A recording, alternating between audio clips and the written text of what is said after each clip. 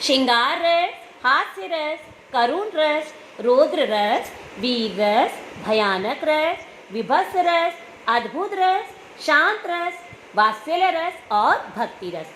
अब बच्चों हम इसके स्थायी भाव को देखेंगे कि इन रस के ये कितने स्थायी भाव कौन कौन से होते हैं। बच्चों आपको श्रृंगार रस का स्थायी भाव है रति। रति का अर्थ होता है प्रेम। इसको हम बहुत अच्छे से एक्सप्लेन करेंगे अभी डिटेल में, पर इसका संचारी भाव भी हम साथ साथ देखते जाएंगे। मैं इसकी टेबल आपको PDF के माध्यम से भेजूंगी, आप इसको ज़रूर से अपनी कॉपी में लिखेंगे। इसका संचारी भाव है स्मृति, हर्ष, मोह आदि।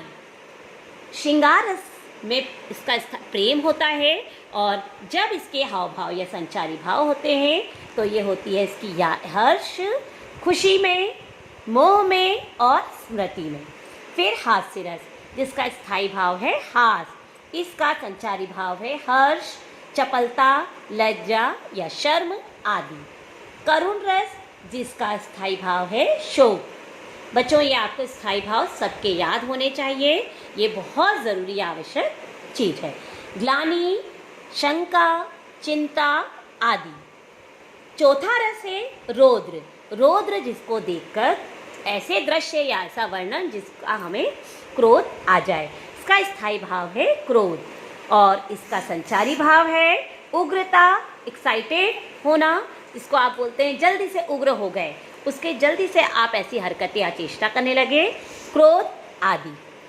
वीर रस वीरता पूर्वक जो कविताएं लिख जाती हैं, देशभक्ति से उत्पन्न जो कविताएं लिखते हैं बच्चों, इसमें ज़्यादातर आपके वीर रस होता है जिसका स्थायी भाव होता है उत्साह। और इसके संचारी भाव हैं आवेग, गर्व आदि, क्योंकि हम जब देश की बात आती है बच्चों वहाँ हमारे स्वाभिमान और गर्व की बात भी आती है।